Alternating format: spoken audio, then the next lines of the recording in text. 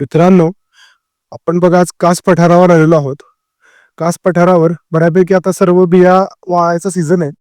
ह्या वाळलेल्या सीझन मध्ये एका आगीतून फिनिक्स पक्षासारखं उगवून आलेलं एक प्लांट आपल्याला इथे बघायला मिळते. त्याच्यामध्ये याचं नाव युफोर्बिया पंचगनेन्सिस. फार सुंदर असे जमिनीतून आलेले हे तुरे, त्यालाही फक्त फुलं दिसतात, बाकी पानंही पावसाळ्याच्या काळात येतात. अत्यंत सुंदर असणार ही लाल चुटुक फुलं युफोर्बियाच्या कुळातील आहे. त्याचा मोठा कांदा जमिनीच्या आतील भागामध्ये असतो. त्यातून येणारी ही फुले या आपल्या आता वसंत ऋतूच्या सुरुवातीला येतात. त्याच्यामध्ये वर जे आपल्याला फुलाच्या वर दिसते हे त्याचे फॉलिकल्स आहेत व हे बारीक दिसतं हे फुल आहे. फार सुंदर देखणं असं, अगदी आपण लहानपणी जसं चित्रात फुल काढतो तशा आकाराचं हे फुल आपल्याला बघायला मिळतं.